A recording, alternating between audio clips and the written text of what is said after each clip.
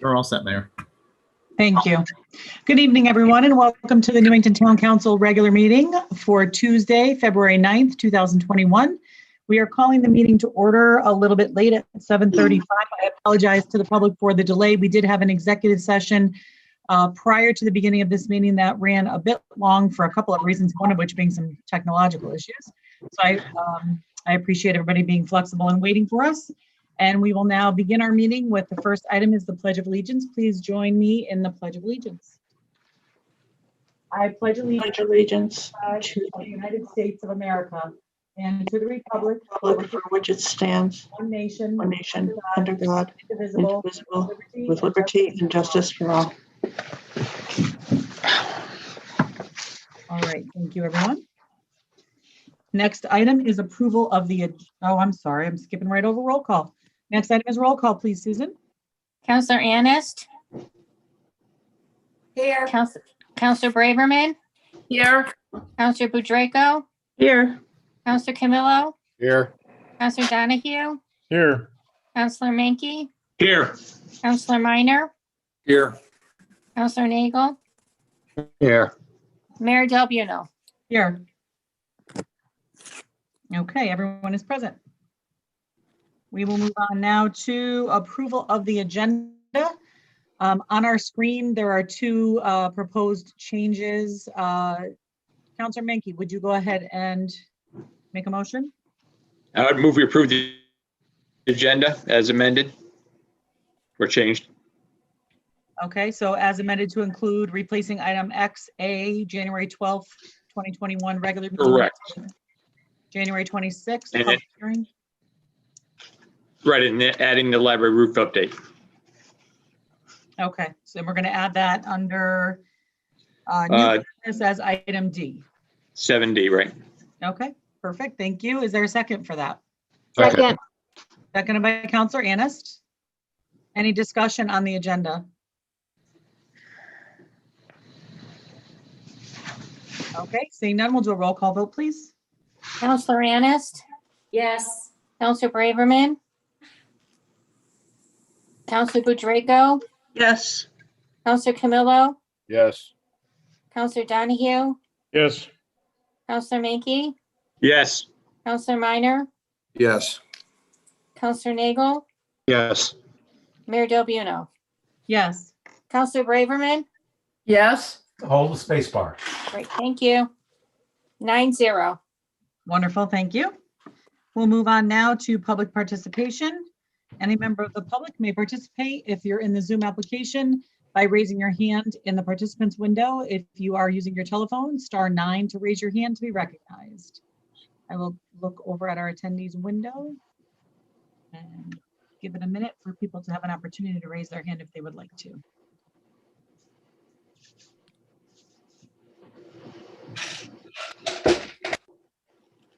Okay, I don't see anyone raising their hand. Any counselors have any email correspondence for the record? Okay. No. None this evening, so we will move on to remarks by counselors on public participation. I'm assuming there is none since we had no public participation. I don't see any hands up. We will move on to consideration of old business. The first item is health update regarding COVID-19. I know Mr. Chapman is with us, and I believe we have Ms. Menke with us as well. Mr. Chapman, do you want to start us off? Yes, the health director, Charlie Brown, will be attending. He's asked that we push this item later in the night. He's at a meeting in Wethersfield, but as soon as he's available, he's going to let me know. So if you want to wait until Mr. Brown can join us, or you can have Megan do it and take a pass on Mr. Brown. I think we can wait. We can just put it off if no one minds. Okay, that's what we'll Carol, do. I see Counselor Anna's hand up. Yeah, I agree. I really would like him on for this discussion. Okay, he'll be calling me once he's free, and we'll get him set up to be on, and then we'll pick up this item at that time.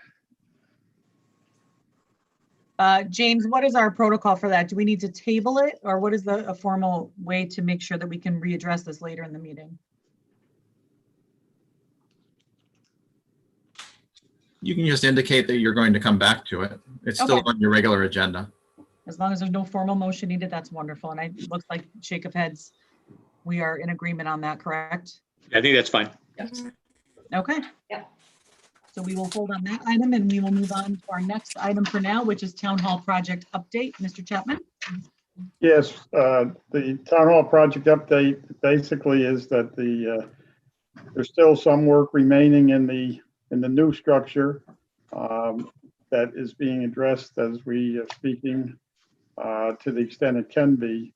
And then the connection with the old part of the town hall that's remaining and the police department has had some reinforcement work that needs to be done. It has some heating and air conditioning needs that still need to be addressed. So that's moving along depending on the weather. And then we have the parking lot, which we're on still leveling off and installing base and so forth. So the project is slowly coming to a conclusion here. In another month or two, it should be completely done, hopefully. Counselor Mackey? Just a quick question. Once the weather breaks and we can start paving again, how long will it take to pave the parking lot and get it into finished shape? Well, what they're doing now is preparing it for the Right. for the binder course. If they get all of the groundwork done for the binder course, to put the binder down and then the finished course will be very quick.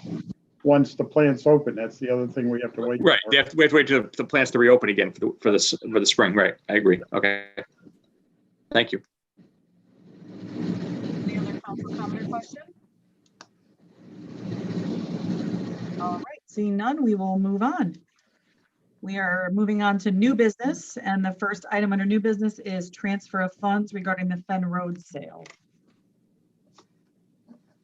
Mr. Chapman, are you taking this? Yes, the funds for the Fen Road sale, Lynn sale have been received. They were taken in by the finance director, and there's a need for the council to consider transferring that money to the open space or land acquisition fund that has been established. So the council is being asked to consider that transfer of those funds, and it's a good situation for the town. Okay, any council comment or question regarding that? And we'll have a resolution in our packet for next meeting, right? Yes. Thank you. Anyone else? I think the draft resolution is there already. Yeah, Okay. there's Thank you. Sorry, I thought I heard someone. Are we all set? Mhm. All right. Move on to the next item on our agenda this evening, which is the review of the revised inland wetlands regulations. And That's, Eric is with us tonight, and he's going to take it from here and explain exactly what is going on with this regulation. Eric? okay, I also see Andreas Sedil in our window, and I believe he's the chairman of that committee. So I just wanted to acknowledge that he's here with us as well. Go ahead, Eric. Good evening, Mayor and council members. What you have before you, it was a work in progress for a couple of years. The Wetland Commission had a subcommittee that looked into vernal pools, and they had to study it and come up with a balance to obviously not try and impede development, which they accomplished with this set of regulations. TPZ has reviewed them as well, and they took those comments into consideration and addressed them as well, so that they would not impede in development. And all this regulation does is it puts a definition for vernal pools into the regulations, just so everybody understands what they are. And also there's another note in there where if vernal pools are on property for a wetland application, they're just to be shown on a map. There's no additional regulation for it. And then lastly, there's a couple of appendices that were added for vernal pool indicators. If someone is interested in, potentially looking into that further, then there's information there that would be helpful to them. These have been vetted and adopted by the Conservation Commission. So at this point, they go to council for your review and approval.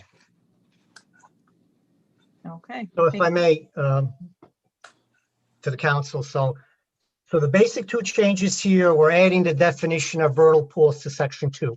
This is a standard industry definition, is not what we made up. Basically, it's similar to what Cromwell and Rocky Hill have in their regulations. This is an industry standard definition. You can Google this on your electronic device. But vernal pools is not a subject that comes up very often, but it can come up. And the commission would like to have some sort of treatment in the regulation that covers the topic. That's the motivation here. In the event it does come up, we have something to treat the subject. So as the regulations are concerned, only the definition is added to the regulation. The stuff that's in the appendix is basically not part of it. It's reference information in case you want to go further, expands on what is a direct indicator, an indirect indicator, and what type of questions do you ask relative to a vernal pool. So we elected to keep that out of the regulation as a one-stop shopping kind of thing. You don't have to go to another resource. It's all there as supplementary information. It's a guideline, not a rule or regulation. Make that clear. The two things that are not changing are the 100-foot buffer. The 100-foot buffer is always there, is not changing. So the vernal pool is a subset of the wetland. So it's still a 100-foot buffer for the vernal pool. Second thing is that if a vernal pool is discovered, the applicant, that does not disqualify an applicant from getting a permit, okay? The mitigation plan may come under scrutiny, but that does not mean that they cannot be granted a permit. It's just applied just like it is today with no changes whatsoever. So I want to make that clear on those 2 points. Great. Thank you very much. Yeah, so if there are any further questions, we're willing here to entertain any questions that the council may have. Okay, great. Thank you. I'm looking around to see Councilor Nagel. Go right ahead. Just a clarification. I think I know the answer to this, but just to make certain. I know vernal pools have been on and off talked about in your particular committee, and it's come up in the council off and on. Did this all come about because there is a vernal pool on Cedar Mountain?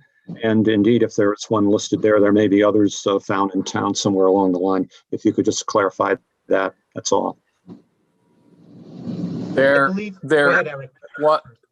the prior application process a number of years ago with Toll Brothers, a vernal pool was mapped and documented up there, and they did a wetland map amendment to protect that vernal pool. That since I've been here 15 years now, that is the only vernal pool that I'm aware of that has come up in a conservation commission meeting. Okay, thank you. I just wanted to clarify and find out if I was right about that. And if there's one found somewhere in town, who knows, there may be one somewhere else.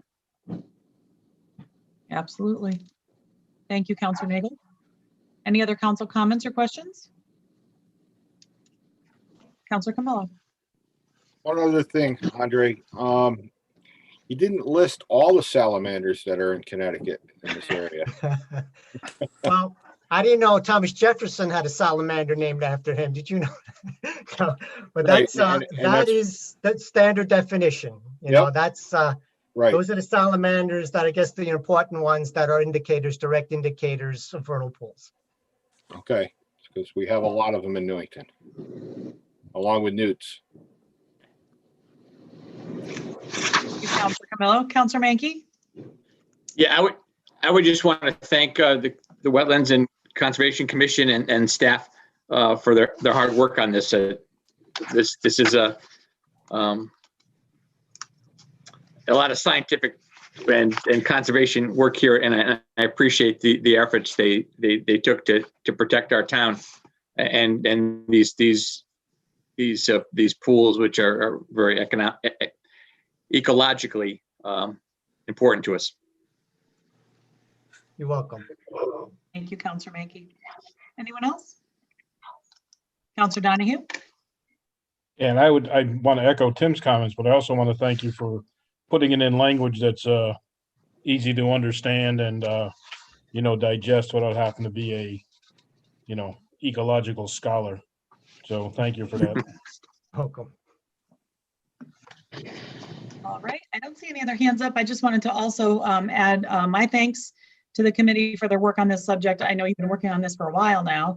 And I do appreciate how you explained, Andreas, the fact that this isn't going to stop development in any way. It would, if there is a vernal pool discovered and it meets this qualification, that there may be a mitigation plan necessary, but that we are really open for development. And while we recognize that we have areas in our town that we need to protect, certainly, and that's where you guys come in, and we appreciate that, that we are still willing to work on moving forward development if it's appropriate to the area. And so I appreciate the combined effort there on accommodating both of those needs.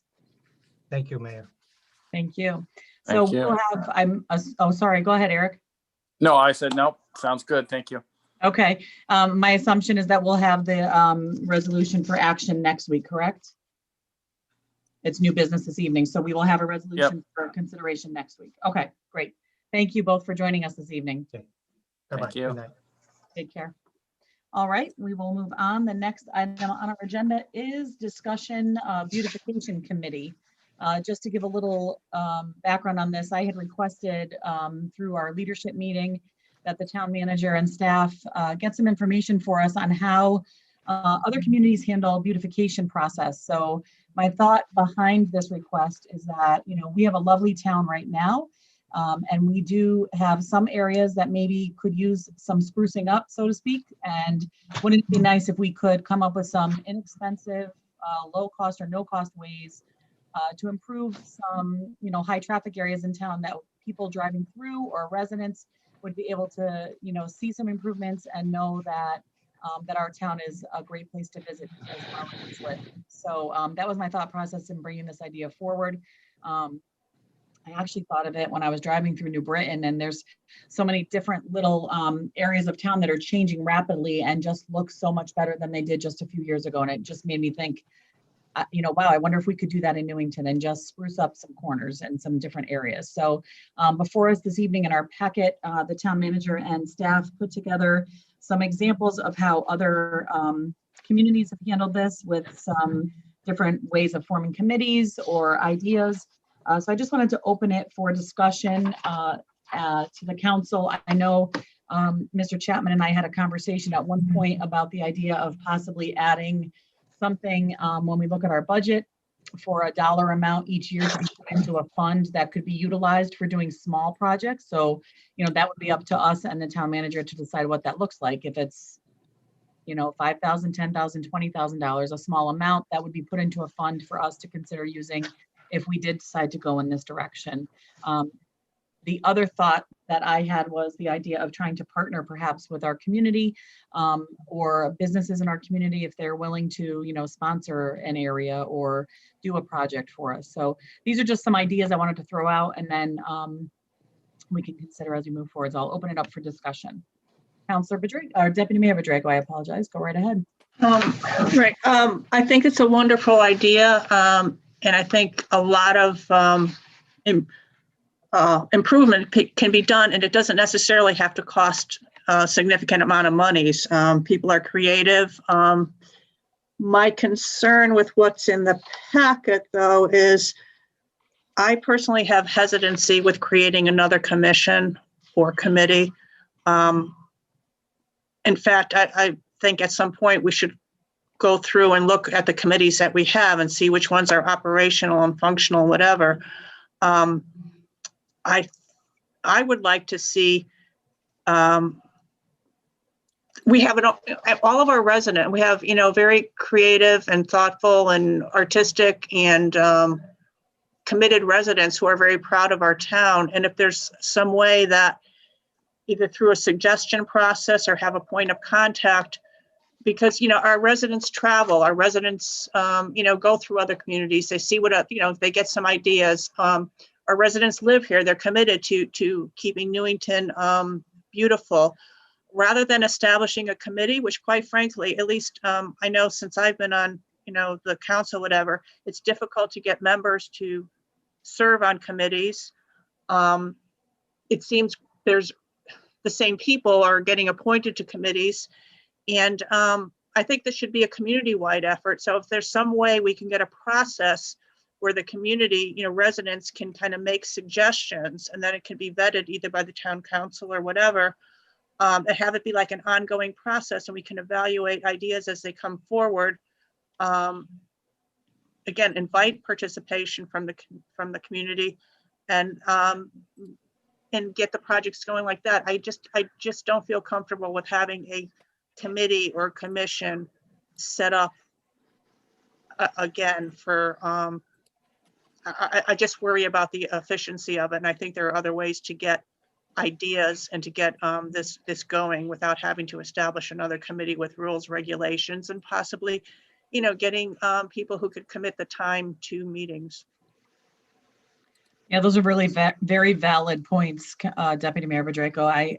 When I was reading the packet, I had some similar thoughts too. I know we have trouble sometimes filling those positions, so I'm certainly open to any and all suggestions. I see Councilor Annis has her hand up. Go ahead, Councilor Annis. Thank you. I know when we discussed this, I was also concerned about forming another committee and then reviewing what was presented to us. It kind of, these other towns kind of give their beautification committee a lot of power in the towns. I don't know if this is something that we could work with Parks and Grounds, and I don't know if we still have a garden club in town.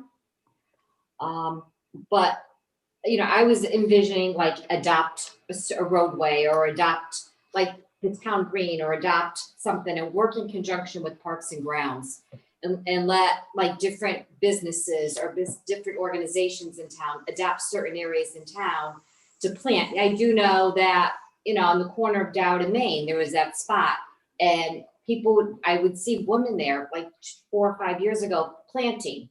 And I would see that in pockets all over town. And that's what I'm more envisioning than having an actual formal committee. And I agree, we can't get people to serve on our boards and commissions as it is. This sounds like it would be a fun one, but I still think we would have a lot of problems filling this. So if we can maybe, and I hate to say this, maybe we need to form a subcommittee to come up with a proposal to the council with a recommendation. Might be the best way to go about this, but do more of an adopt an area program and coordinate it with Parks and Grounds. Okay, thank you. Councilor Menke? Oh, you're on mute, Tim. Sorry, been one of those days. I did notice a couple of years ago that all of a sudden those big white signs, "Say Welcome to Newington," sort of popped up on Cedar and mainly on Cedar. And I think that was probably the Public Works worked on that. So maybe Parks and Grounds and Public Works can get together and kind of identify some gateways into town that could be beautified, like a planter or whatever. And then we could publish it and put it out for people to volunteer to adopt a planter or adopt a garden or whatever. I think that would be probably a way to go without having a full committee. But I do think it's important that we try to at least spruce up the places in town we can that are public and well traveled. That people go back and forth on. It's good to drive along and all of a sudden see a planter of flowers in the spring and some kind of even decorations in the fall. I think that's makes our community. So maybe we should just see if we can get Parks and Grounds and Public Works to work on come back to us with some ideas of what they could do, not expensively, not redesign the road or redesign a green, but maybe just somehow make that area more visually friendly. Okay, great. Good suggestions. Deputy Mayor Bedrejko? I still,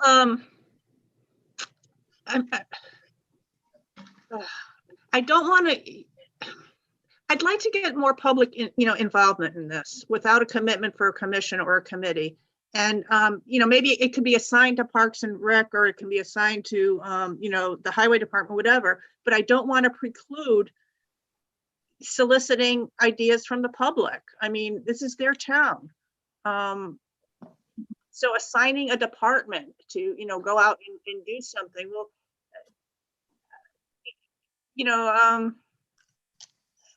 maybe they can be the point of contact, but somehow I'd like to reach out to the community and say, hey, this is our 150th, anniversary of Newington. Let's, what are your ideas? Where's someplace you drive by every day and would like to see, either a park, a park bench or some flowers or whatever. I'd like to give it a try, at least, to get some community involvement with this, rather than just keep it internal. Just my opinion.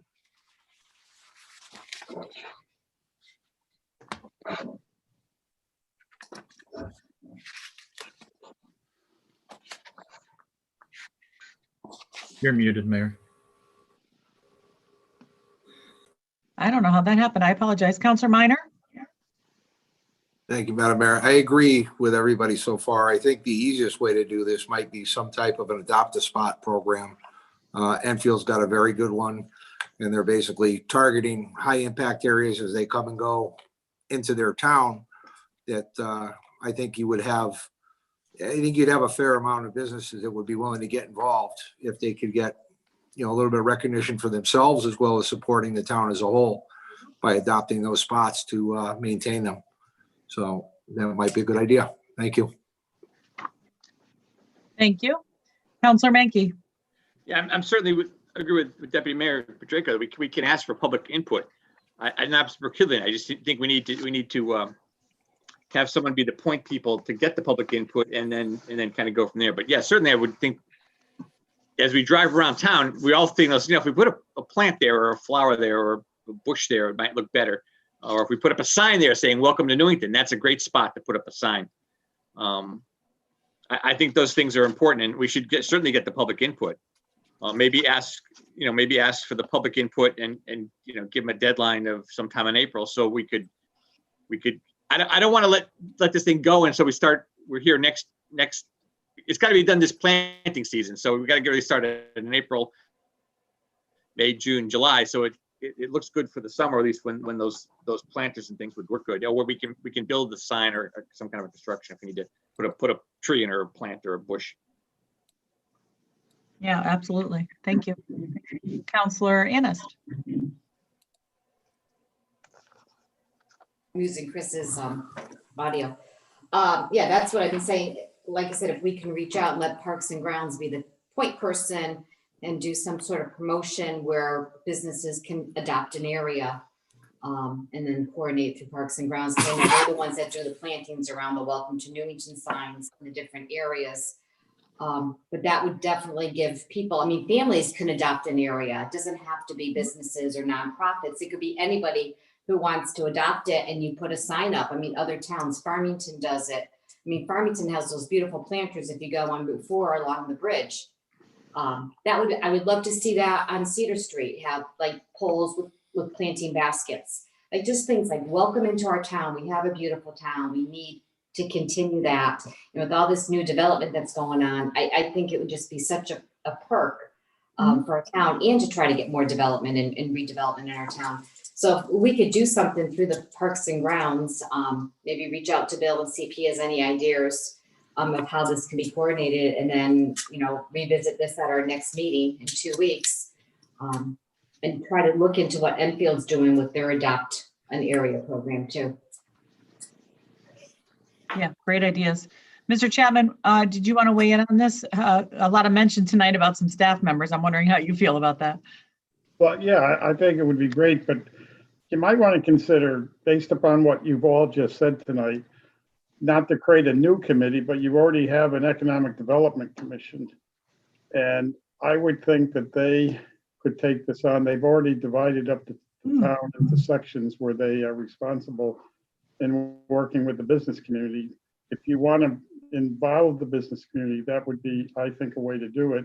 And they could be the ones to outreach to the residents through their own meetings when they have them and so forth. You might want to consider doing that as a a way in which to get input, and then they can work with the, we'll say Parks and Rec or Parks and Grounds Division to implement, if you'd like. That's a great idea, Mr. Chapman. Thank you. Counselor Nagel? The town manager and I were thinking along the same lines, but he beat me to the punch with giving that suggestion. I do also think that creative ideas can go beyond planting a bush or a flower garden or something like that, depending upon the spot and creativity that many of our town artistic things that our town community are able to do. So just saying plant a tree or plant a bush is good, but there may be other things for specific spots that might even be more creative. And if there are creative people who say know how to create some artwork that the town finds acceptable, that can be outside in a particular spot, I think that's an additional idea. Just to point out that we should be open to more than just plants and flowers and park benches. And also with the if the state ever goes through with the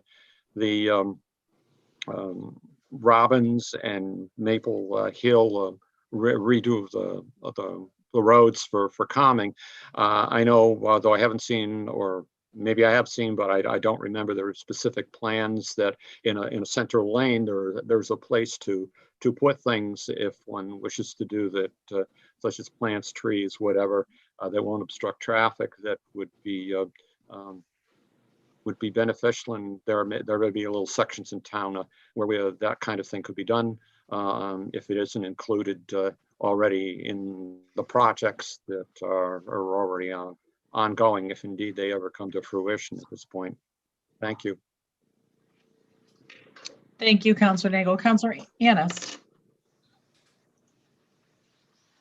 That was very, I'm going to bop off of Counselor Nagel, because I know when Gail and me were on the Constance Lee committee, that was one of our intentions, is to make it more of a boulevard style with the center, with plantings down the center. But Gail, correct me if I'm wrong, but the problem being was the plowing, the plow trucks. Well, there was a difference of opinion between, two people, that somebody said that would be difficult for the plow truck. Somebody else said it didn't, and the plow trucks won.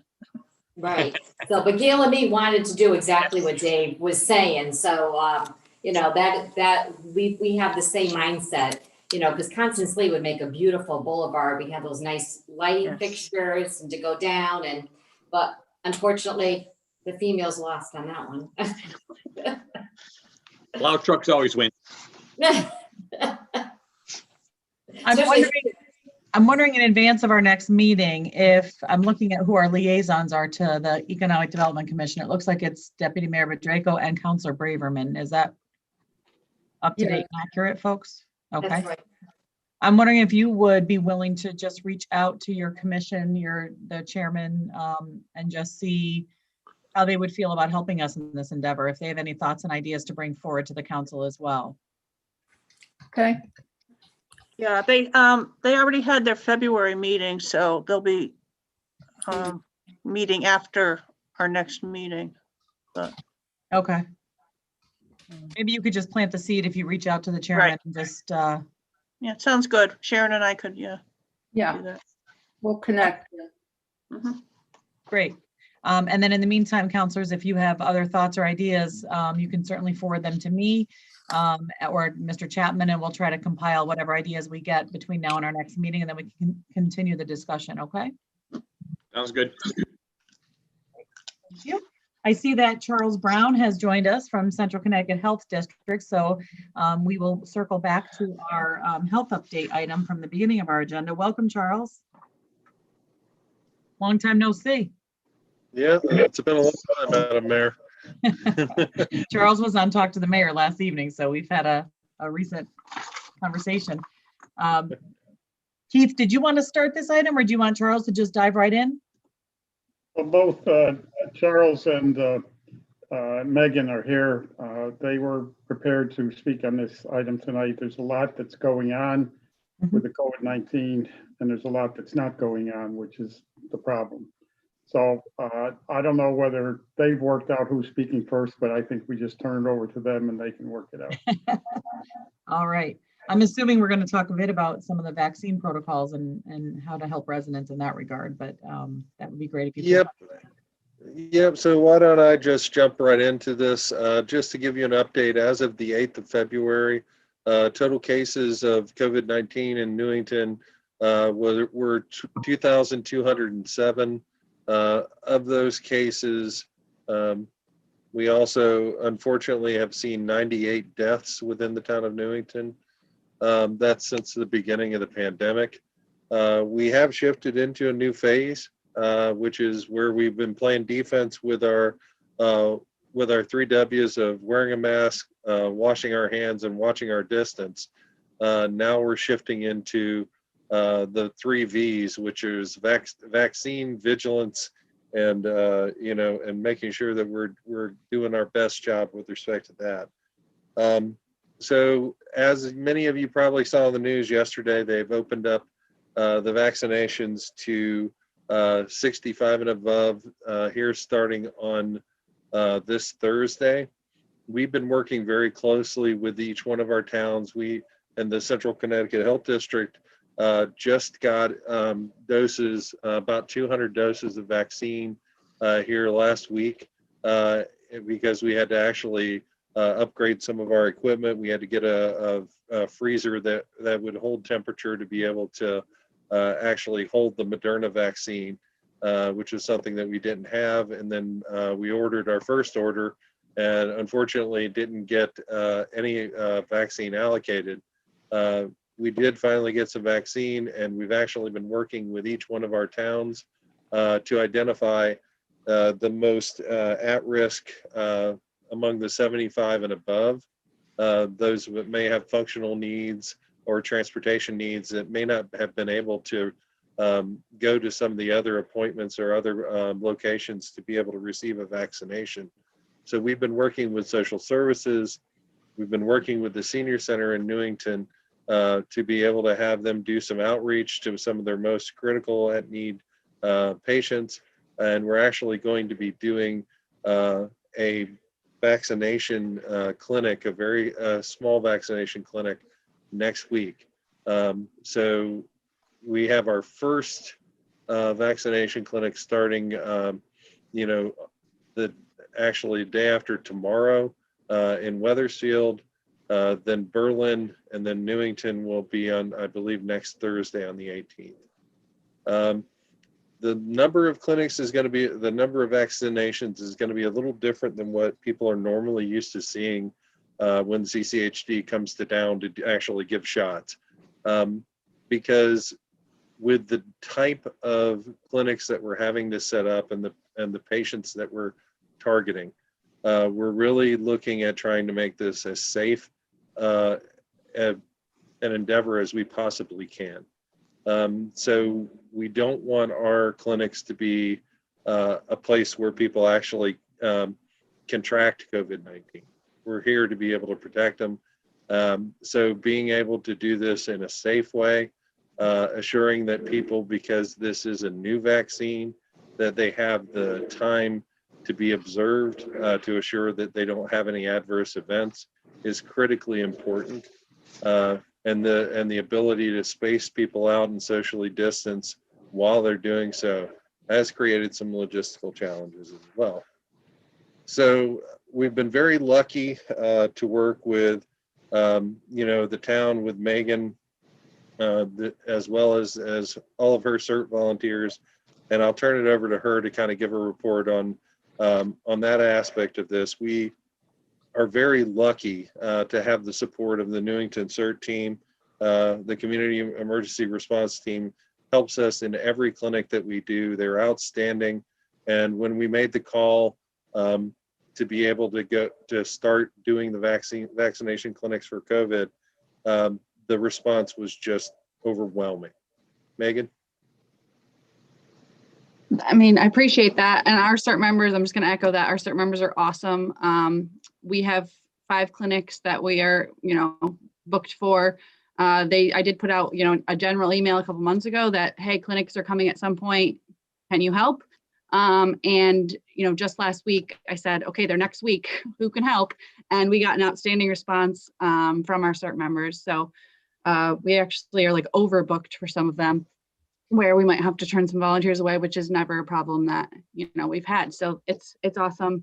And the good thing is that they always help with the flu clinic. So they are familiar with how the clinic, this is obviously going to be very different, but they are familiar with how they operate.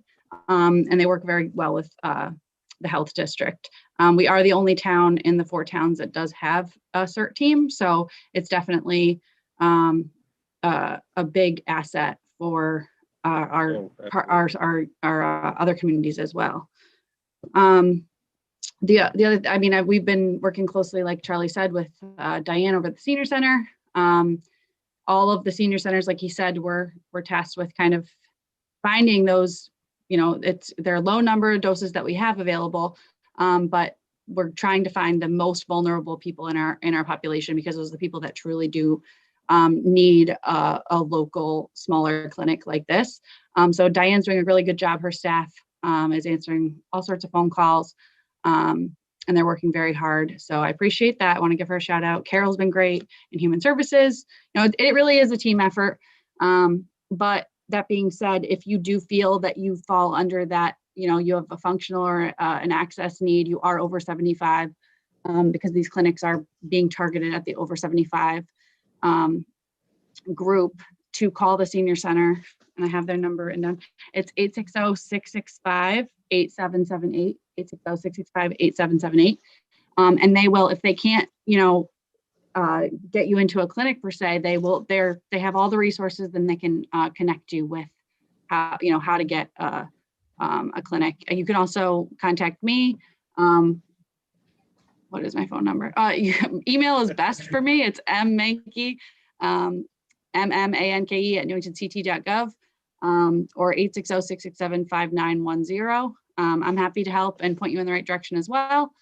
And we are, that being said too, we are moving into the 65 and up group. That announcement was made yesterday. I did send out a memo to our Heather from the town manager's office, sent it out to all town employees today for me. We are moving to the 65 and up group, and for town employees, we will be adding them into VAMS, as our employee coordinator will be adding them into VAMS if you're over 65, which kind of just gives you a direct route into the vaccine instead of having to get registered. And it's one less email you'll have to get. That's the memo I just sent out. The biggest thing that they're emphasizing again is still that they increased the, I'm sure, Charlie can speak on this too. They increased the demand by a couple 100,000 people again. And I'm not sure where we're at, but I from what I know, they haven't increased the supply. So it's still that ongoing message of being vigilant and being cautious and continuing to, wear your mask and social distance. And the biggest thing is being patient, because there will be a vaccine available to you. But it's going to take some time. Not everyone is going to be able to sign up immediately. Not everyone is going to get an appointment. Some of the tricks that we've learned is going through, directly through healthcare providers like Hartford Healthcare, UConn, those other smaller private versus VAMS. Some people are having more luck with those. Going back in once you have either a first or a second appointment, going back in regularly to check to see if there's other appointments that pop up. And just like I said, just being patient. And that's information on how to log into VAMS once you get it. So that information is available as well. And again, you can contact any of the people I just mentioned, and we will point you in the right direction and get you the information you need. So if you are having trouble accessing the vaccine or you're confused, we are available and happy to answer any questions. Yeah, and I just want to re-emphasize the need for patience here. This has been kind of a slow build as things have gone on, and the supply situation has really impacted us significally. We are seeing more supply of vaccine come into the state. A few weeks ago, we were only seeing about 40,000 doses a week, and we're up to about 58,000 doses a week now. And we know that with additional manufacturers like Johnson & Johnson and potentially AstraZeneca being approved, that the supply situation will actually get better as we move forward. We're gearing up now, and you're going to start to see, I think, more providers of vaccine gear up and become available within the community, which will help with some of the backlogs and the appointments. That being said, this process does take some time. So we do urge everyone to be patient. We're going to keep vaccinating until we get down to the point where everybody who wants a vaccine will be able to get that. So we're just getting into the game now, but trust me, we're going to be running clinics for a long time here in the future, I believe. Thank you. I see a lot of council hands up, so we'll start with some questions and comments. Councilor Mankey? Yeah, I guess my concern is that those people that may not be known to social services or the senior center would have some access to these vaccinations. So can we put those phone numbers and sort of how to do that up on the town website? So if someone has a question, they may access the town website and then get a way to get into the senior center to sort of get their foot in the door or get their case heard. It's important because if you aren't known by the senior center, if you're not a senior center member, or if you're not known by human services, you could just be someone who's 80 years old just sitting at home and have no access to those or no way to get into the organizations. They might want to get onto the town website and then be able to get the phone number or even publish the numbers in the reminder or something, so people could know how to get access to those vaccinations, especially the 75 and older who usually aren't that computer literate. Even those people my age aren't that computer literate. So we all have trouble sometimes getting into the system online. So yeah, and I agree with you. I think that with this particular first clinic, we had very limited doses. So trying to be able to find, those people who were really in need of this as quickly and efficiently as possible was something that, we just had to rely upon our partners and they know their communities.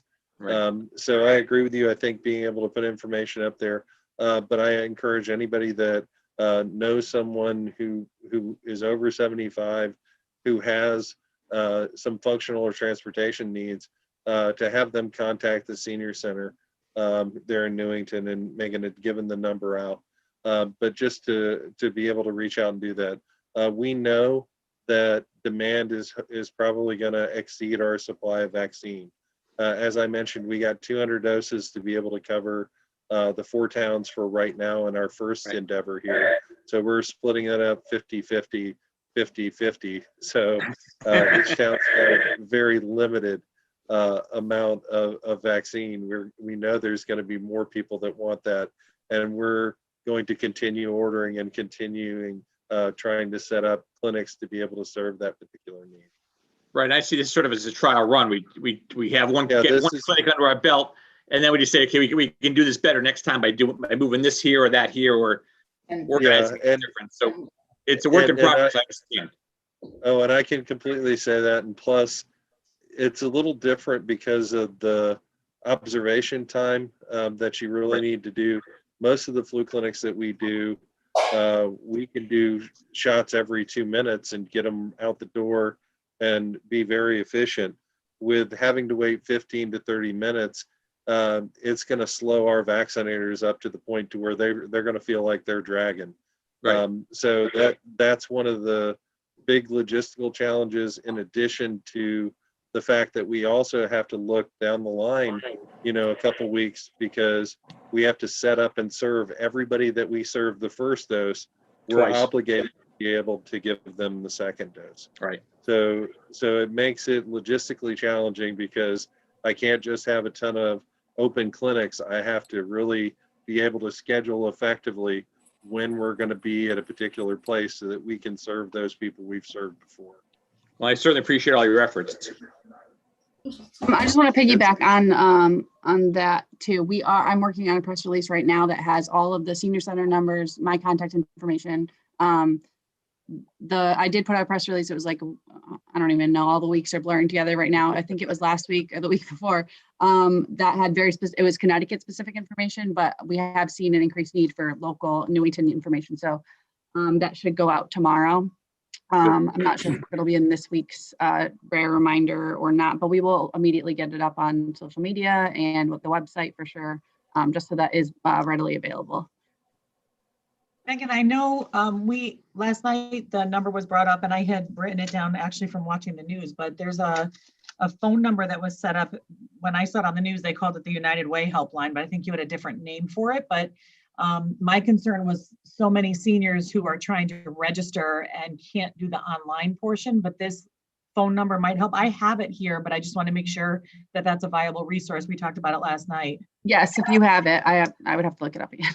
Yeah, it's a helpline specifically for those people who may not have that online access and need to call in and need some help with this process. And the number is 877-918-2224.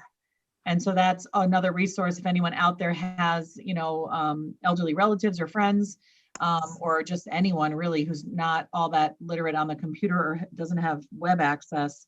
It's another avenue to get some help with figuring out the vaccine process without that online component. I know there's a lot of other hands up.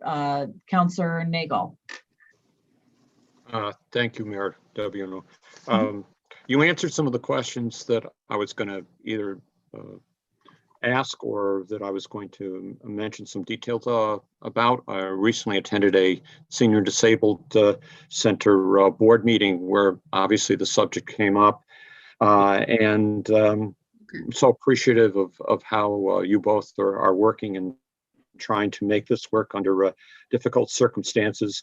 And Diane Stone at the Senior Center did emphasize that indeed this is a very small clinic and they are actively and hope to get people who names and who cannot get to a clinic or who are most in need because of some disability and not being able to easily get into a clinic that is as large as spread to have first crack at it, so to speak, and that they've done a great deal of booking already in terms of 2 clinics. So I would emphasize that it would be a good idea if the public who's listening here not count specifically on that specific site to guarantee that they get served, that there are others that are cropping up. I don't know if you want to make some more comments concerning that, either one of you, involving what I know about that. My wife's on the CERT team, so I know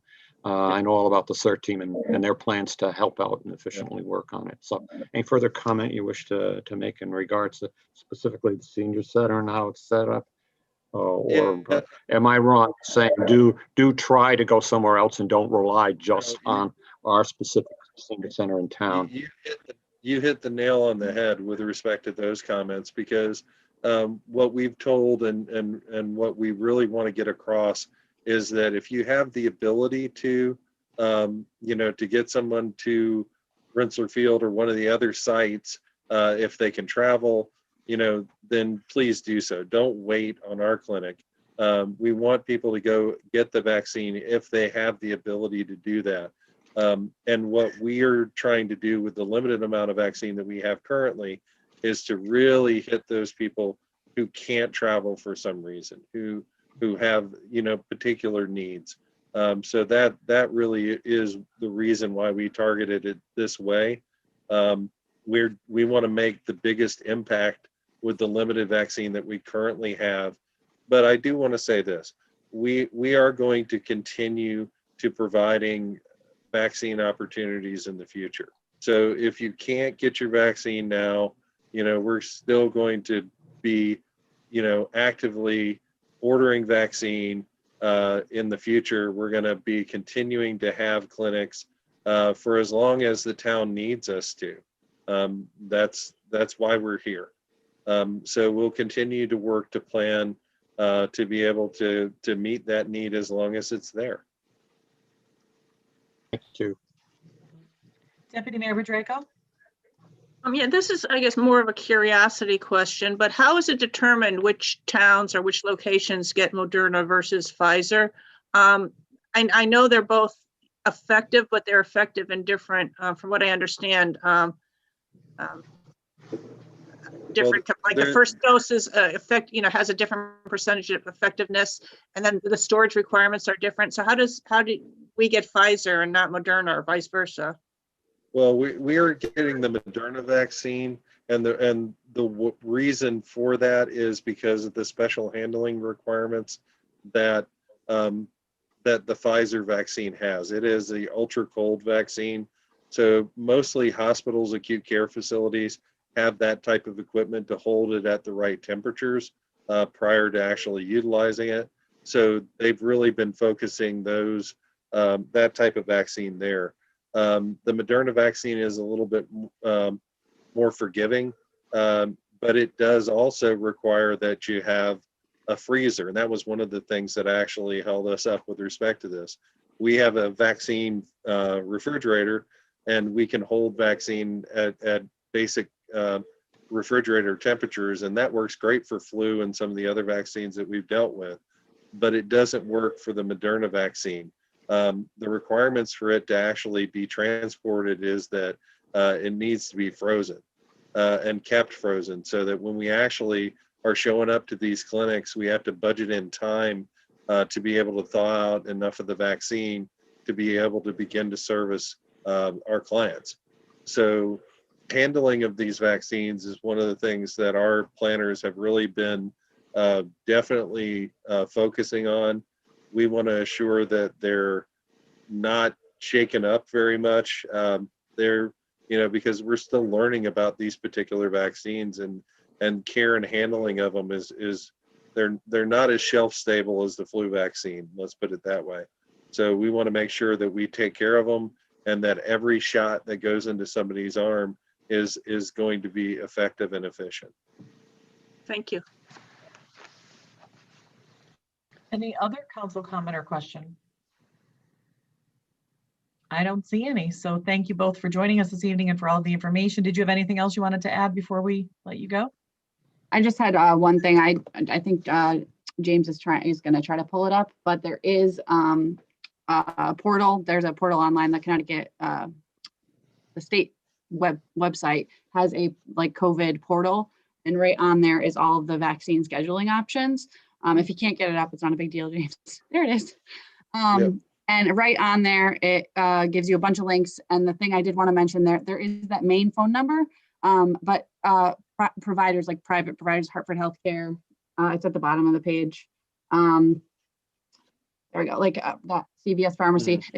If you click here to schedule, it will bring you to the online scheduling options, and most of those, if not all, have a phone number to call as well. Oh, great. So there are, that's the CVS one. Mm-hmm. And then you select where you are, that kind of thing. And it should give you a bunch of options. The Hartford Healthcare one, that's the one that I tried when I tested it. And it brings you right there, and it gives you another phone number. So if you can't get through to that line that was posted on the screen is only, I think it's 8 a.m. to 8 p.m. 7 days a week. And I know they are experiencing a significant backlog with calls. So try one of these other providers. Sometimes people have better luck with that, but they do have phone numbers set up. Yeah, there's the Hartford Healthcare one. Yeah. Great. I see Counselor Minor has his hand up. Go ahead, Counselor Minor. Thank you. Real quick, Charles, it's my understanding that you guys have to request your allocations weekly. And I know 3 weeks ago we were denied the initial application that we were a little frustrated with, that we got denied after all the hoops that you guys had to go through. So 2 weeks ago we got our 200 allocation that was received the beginning of last week. So last week, what was our request for this week? So we've got an order in now for 300 doses. We actually did not order last week because we had the 200 doses to be able to use. So, it wasn't, like I said, the scheduling for this is a little challenging. We don't want to be holding on to vaccine if we're not going to be able to get in somebody's arm. So knowing that we had clinics scheduled for this coming week, We did not order last week. We ordered 300 doses this week. Okay. Now, is that something that they allow us to order with still having stock on hand, or is that irrelevant to them? They do allow us to order. I mean, they want us to get the shots in the arm, and they don't want us to sit on vaccine at all. So we're, in this process, we had a conversation when we got initially turned down with our first order. We called and actually spoke to DPH and explained kind of our rationale for how we're going to roll out, because just trying to make sure that we had our process for both handling the vaccine effectively and assuring that our clinics were going to be safe places for people to get vaccinated, really was our priority. So we explained that. They were okay with what we had, which is why we got the 200 doses the next time go round. And we're going to be starting to vaccinate tomorrow. I actually have been waiting. I get my vaccination tomorrow. So we'll start that process up. And what we anticipate moving forward is that we're going to be ordering on a regular basis. It may not be every week because, once again, trying to be able to figure the rhythm of how we can have first dose clinics and then the time period where we have in between where the second dose clinics are going to happen. In addition to that, we're also looking at the potential of having mobile task forces to be able to go deal with vaccinating some folks that may be homebound and in need of this vaccine. So there's a lot of moving parts. We're getting into the rhythm of this, and this is going to be something that we're going to be dancing to for a pretty long time. Okay, so just one last quick on the first vaccine. Once you initiate the vaccine and you enter it in, the second vaccine is automatically ordered, correct? You don't have to re-enter. We don't have to order it. It's going to come, the 28 days or 21 days for Pfizer. It's going to be automatically come. That's one of the real challenges, Chris, in this is trying to be able to allocate the right amount of resources to be able to not only service those first doses, but know that you're going to have to service them again. So our folks are really trying to wrap their heads around the logistics of this, and it makes it that much more challenging as we go forward. I'm actually looking forward to a couple things. One, when we get the Johnson & Johnson vaccine approved, because that's a single dose vaccine, I think that's going to be a game changer, because that's going to really help us quite a bit. We're not going to have to worry about those logistics of the second dose. And then as it gets warmer, and I know when a night like tonight when it's 16 degrees, it's hard to envision large drive-through clinics like what we're planning, but we're actually in talks with the Berlin Fairgrounds and some large venues to be able to do some very large drive-through clinics here when we get it warmer, and are able to do so. So we know that this is going to be a marathon. It's definitely not a sprint. And we're going to be doing vaccinations for the foreseeable future. Okay, I appreciate it. Yeah, I had the opportunity today to get my second vaccine as a first responder and was very impressed with Hartford Hospital, with their ability to roll it out. And I happened to speak with the vaccinator that I was working with, and she said that they can administer between 60 and 70 a day, but they have definitely figured out a process to move people along so there's nobody standing around milling. So they get you in and get you out. Yeah, and that is something that we're having kind of grappling with, and especially because it affects us with some of the venues that we've used in the past that we're having to adapt our plans to be able to use now, just to have people waiting and not be on top of each other. So it's going to slow us down. Our throughput numbers are going to be very, very slow, and it's not, like I said, it's going to feel like our vaccinators are working in slow motion, and we don't like that. We like to move them fast. So I'm looking forward to the summertime to where it's going to be able to spread out, able to actually keep people safe within their own vehicles. We tried drive-through in the fall. with our flu clinics, and we were very successful and very impressed by that process. And I think that in a COVID environment, it's absolutely one of the better ways to actually deal with this situation. All right, thank you. Great. I think we're all set, guys. Thank you so much for joining us this evening. Thank you. Y'all have a great evening. Stay safe and stay healthy for me. You too. Thank you. All right, folks, we're going to go back to our agenda as we had set it. And the next item on our agenda is the library roof update. This was added this evening. We had an unfortunate issue with the library roof during the week, and I'm hoping Mr. Chapman can give us an update, and or Mr. Boutat, I know, is on the call as well. Yes, this is not the first incident this winter that we've had problems at the library with the roof system, but Paul is on with us tonight. He's been overseeing the temporary repairs. So Paul, can you speak to this issue? Yes, we received a phone call this past Saturday from the library director, who advised that she had water dripping in a particular area of the library, which is the east wall towards the stack. So if you've been in the library before, you see that there's some large stacks at the far end as you walk in. And there was a roof tile there that had been compromised and fell to the floor. We dispatched some facility staff out to that location, tried to identify the source of the leak. It appeared to be on the flat roof portion above that stack area.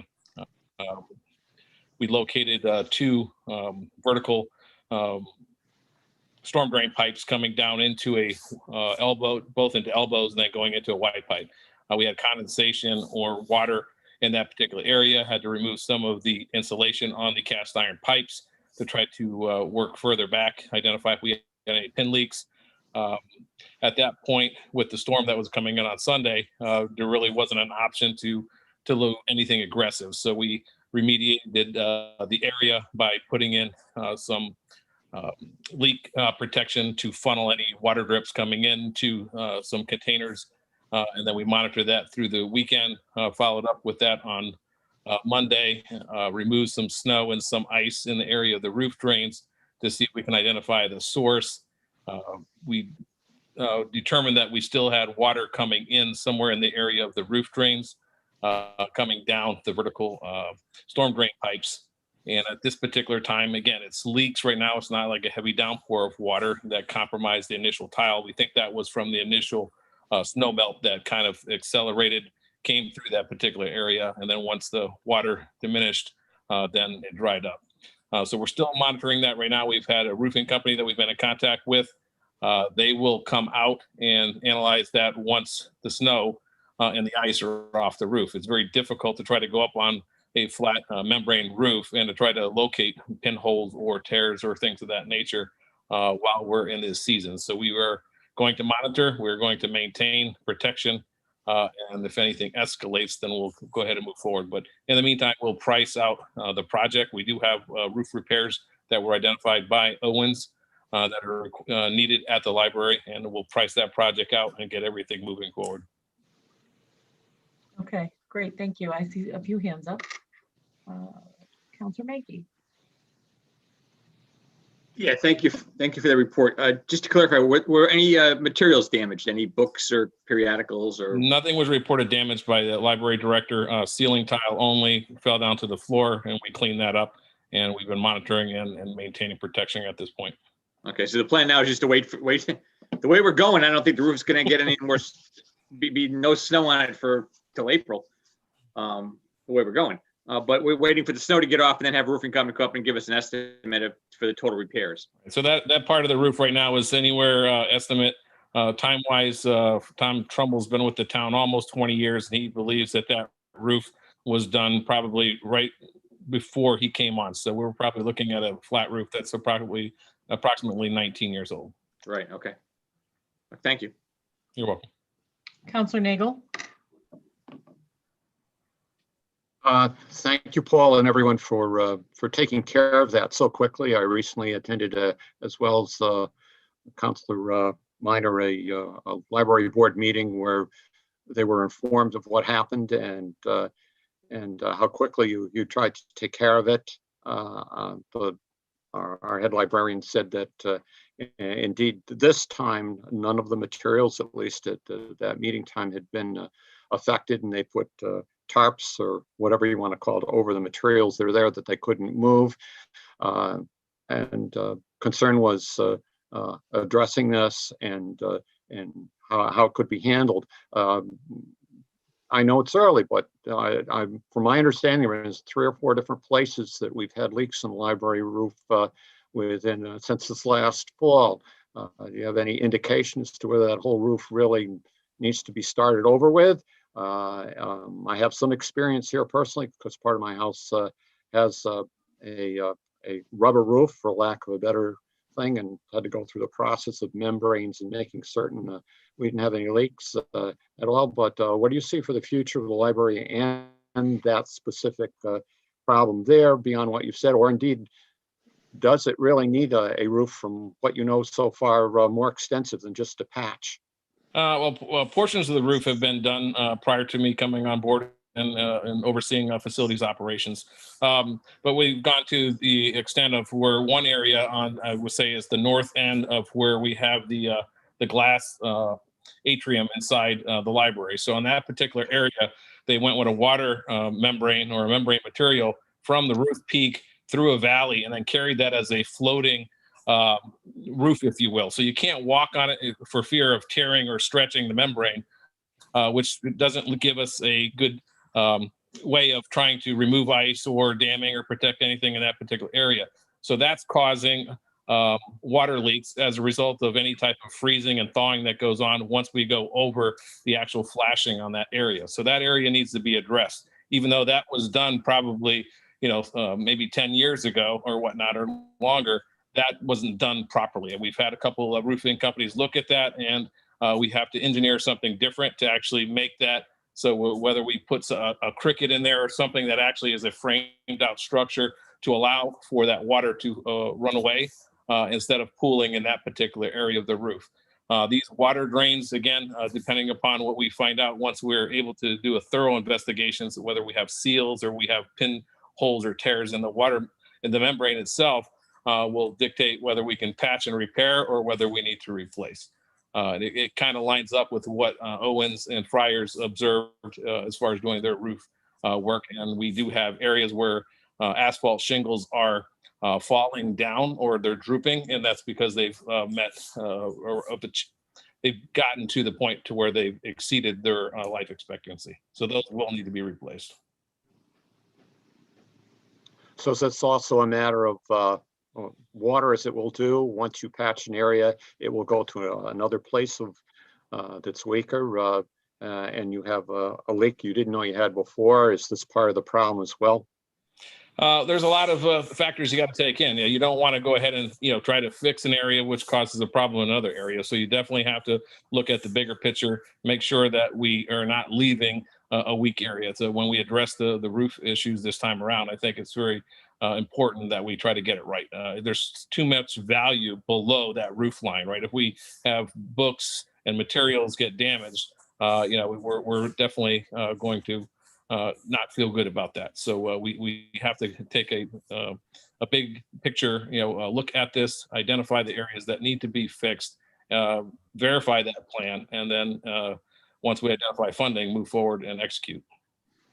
While the library is closed to the public, we do have the valuable collection of materials that the town owns and is available to the town through other processes without going in there, that we really need to make certain that it is there and it is preserved before it becomes too late. I'd like to thank you, and I'd like to thank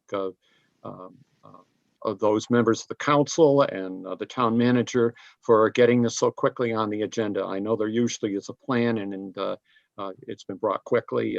I didn't know it was going to be on the agenda even when the board had its meeting the other night, and I'm sure they're very pleased that indeed we're addressing this because safety and protecting our assets that we have here in town is very important to all of us.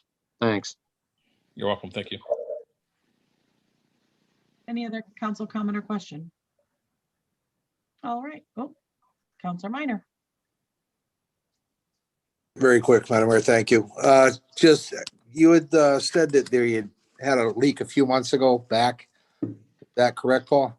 Same Yeah, area? yeah, it would be north of the glass enclosure up along the roof that is closer to Cedar Street. Okay, so two different areas though? Yes. Okay, And that one is only impacted rain, water events only. It doesn't become an issue. If we ever get ice or snow buildup and then we actually get the heaving back and forth, then we end up getting ice melt or, the snow melt that'll actually go over the flashing and is getting around the membrane that was placed in that location. and just real quick on the second item is, do we have a definitive age on the roof in terms of a bond? Generally, flat roofs are bonded. That is being investigated right now, coming on and trying to determine what Dave Langdon had filed or what Jeff Barron has filed. That's what we're investigating now. So to determine whether or not we still have protection on that roof. Is it a 25-year flat roof or is it something we don't have documentation? So I'm trying to investigate that. Okay, thank you. You're welcome. Councilor Menke. Yeah, real quick. I just want to thank you for all your work on this. And can we just keep this on the agenda for the next meeting so we keep getting an update? I don't want to have this just fall on the wayside and then we're here a couple weeks later with another leak. Understood. Okay, thank you. We will move on. That concludes our new business. Our next item on our agenda is resignations and appointments. I believe we have several this evening. Councilor Annis.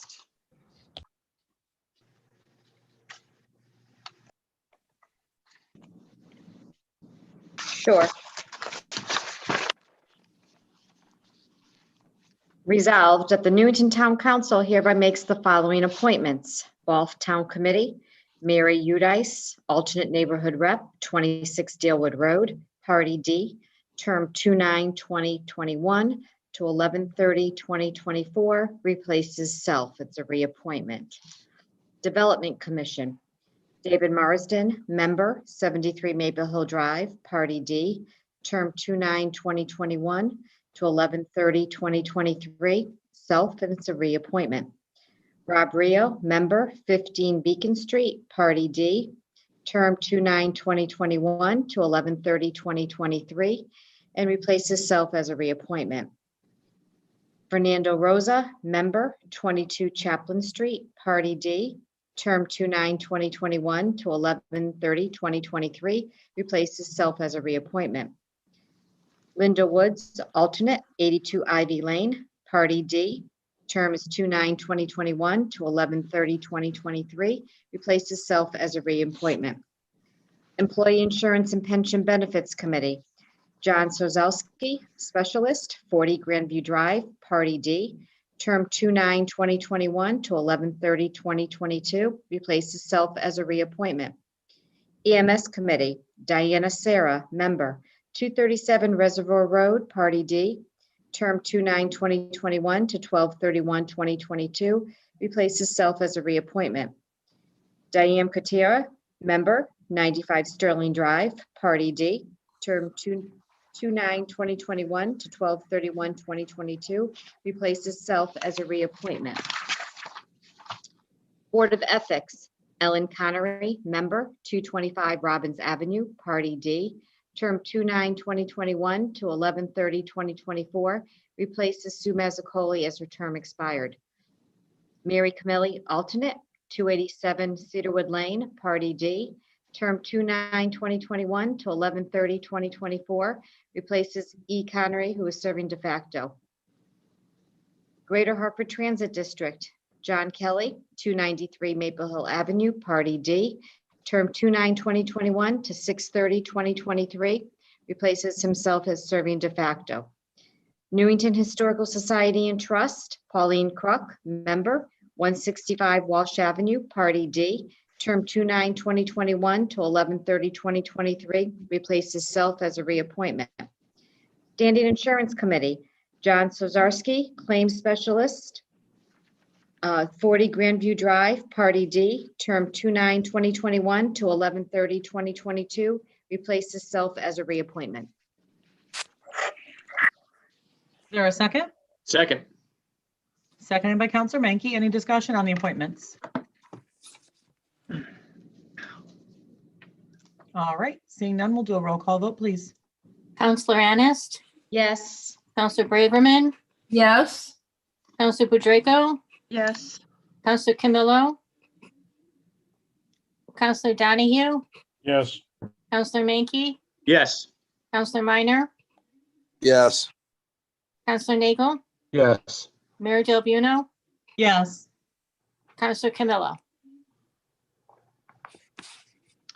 Mike, Motion you're on passes. mute. Mike, you're on mute. Are you there? He may have stepped away. So motion passes 8-0. Counselor Camillo absent.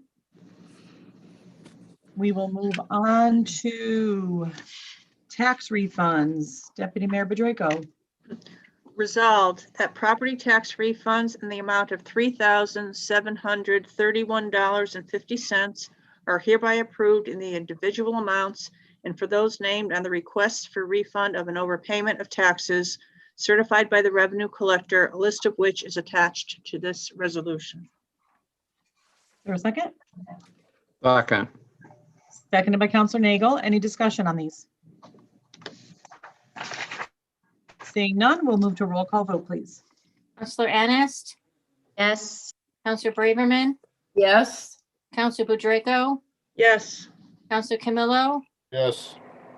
Counselor Donahue, Yes. Counselor Menke, Yes. Counselor Minor, Yes. Counselor Nagel, Yes. Mayor Del Buono. Yes. 9-0. Thank you.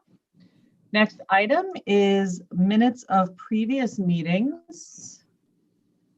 And I'm just going to wait for this. There we go. We have before us the minutes of January 26th, 2021 public hearing meeting minutes and January 26th, 2021 regular meeting minutes. I'll entertain a motion to accept those minutes as written. So moved. Moved by Counselor Anist. Is there a second? Seconded by Counselor Menke. Any discussion on these? Seeing none, we'll do a roll call vote, please.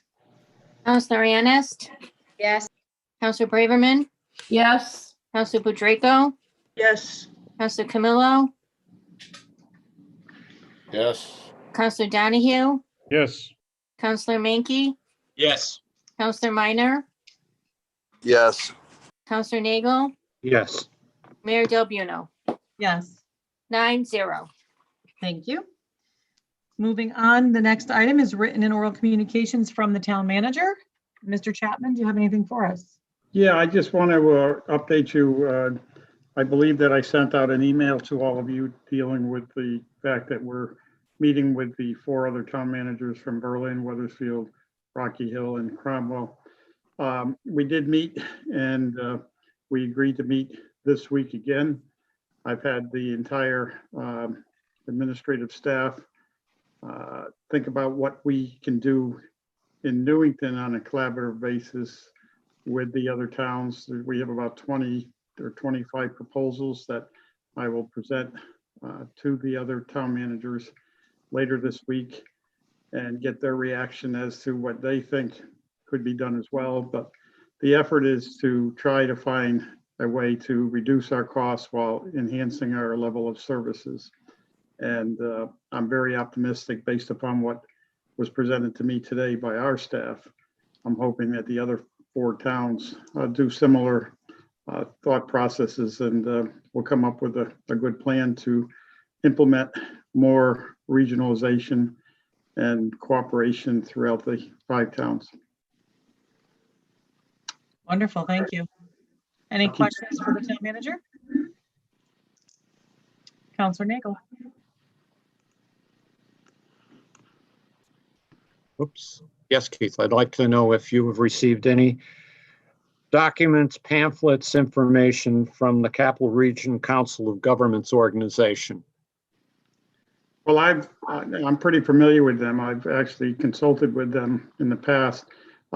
We actually talked about that today at our staff meeting to look at what CCM and CROG have to offer, along with any other organizations in the general area, as well as looking at right now we're working with the towns, we'll say south of Newington. But we should, I think it was mentioned today that we need to really look at those towns that are north of us as well, including West Hartford, Hartford, and beyond. But, this was an initial step just to see if there's any opportunities from the 5 towns that are close by to the south and east.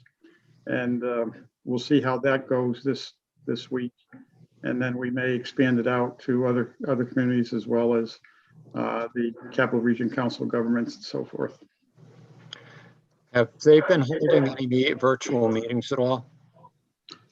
They have. On occasion they do. But what we're trying to promote here, it has not been a topic of discussion that I'm aware of by the CROG or by CCM. So we're breaking into new ground, we'll say, and we're optimistic that with what's going on in this state and with the COVID-19 that we really need to rethink how we do business. As an appointed by the mayor representative to CROG, I've received absolutely no information other than when I asked you questions at all concerning anything in terms of meetings and or information. I know the town has on several occasions tried to hook them up with me, and just wanted to let you know that I'm still willing and able as an appointed member to either attend those meetings or to be a representative of the town. Obviously, if you're going to these meetings virtually or whatever, that's fine with me. And that's why I asked my questions, and also would like to know if indeed you or James could reach out again so that I could get information, since indeed I do feel it's important that I represent the town, and since I've been appointed by the mayor, represent you and the mayor if appropriate. We will do that, and hopefully we'll put you to work. Okay, thanks. All right, thank you. Councilor Menke? Yeah, I think this 4-town collaboration, it seems like a no-brainer. It seems like we should have been doing this years ago. It just took someone to get it started, and I applaud you, Keith, for getting it started. It seems like a good way to cut costs and provide better service to our area towns. So I just would thank you for making the effort to starting this whole process, and hopefully it continues on and goes into some savings or some improvements in services for the 4 towns. I will keep you posted. Thank you. Thank you. Anyone else? All right, we are all set. We will move on to council liaison committee reports. Councilor Nagel. I attended a senior disabled center meeting virtually recently, aside from the COVID information and the clinics that we've already talked about.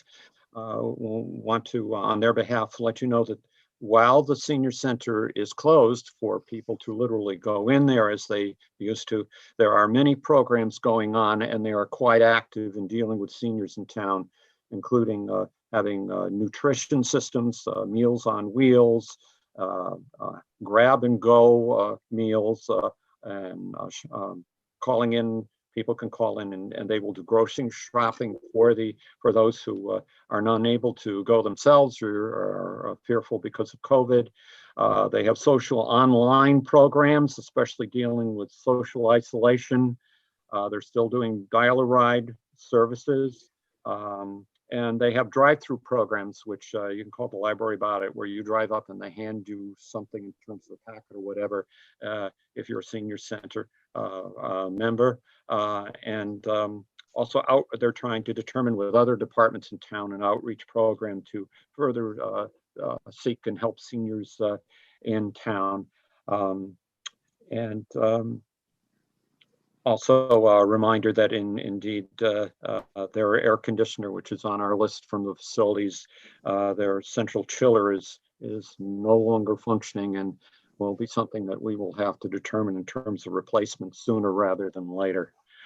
I also attended the library meeting, which we talked about the roof. They discussed that. Also, they are open and they are very busy in terms of their materials to go program, where citizens can call in and set up to ask for collections, and you can drive up and get them. Call the library about that. They have reading programs that are ongoing virtually, not only for children, but also for adults. They have a grab and go program too about materials, not books, which you can contact them about. And they also were having problems in terms of the board storing documents that they feel should be in town facilities.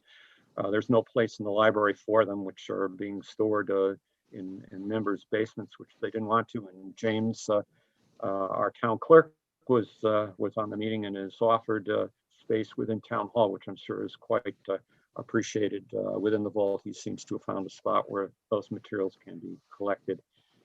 There's a dining partner program, a card that they're going to use as a fundraising drive. So please contact the library in terms of that. And we're glad to see that many of our local businesses, given the problems that they're having with COVID and not being able to open whatever, are still partnering with that program. We hope that the public will utilize this fundraising event to help them to also support local businesses as well, the library. Tried to make that quick. Thank you. Thank you, Councilor Nagel. Councilor Donahue. Yeah, just a quick report on NCTV. We're moving along. We should be 96% complete by the end of this week. Got to leave 4% out there for mistakes. If you get calls from your constituents about NCTV going on and off the air during the day, it's going to happen over the next 3 or 4 days. We post it out on social media and our scroller, but just in case somebody complains, because you get the call. We're off the air for an hour today, and we'll probably be off the air for an hour tomorrow. So, but we're moving along, and I'll get your room cleaned out, Keith. All right, thank you, Councilor Donahue. Anyone else? Okay, we'll move on to public participation. Any member of the public may participate in the Zoom application by using the raise hand function in the participants window, or if you're dialing in on your phone, you can do *9 to raise your hand to be recognized. We'll give it just a moment.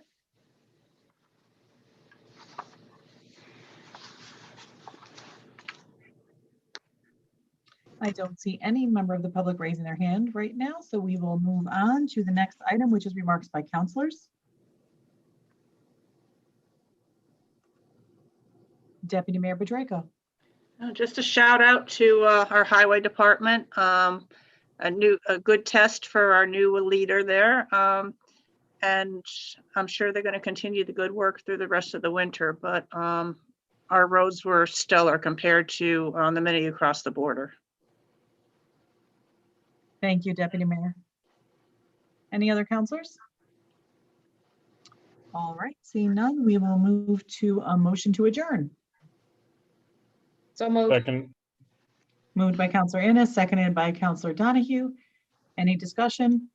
Seeing none. All those in favor say aye. Aye. Any opposed? All right, we stand adjourned at 9:08. Thank you, everyone. Good night, everyone. All right. Aye. Okay.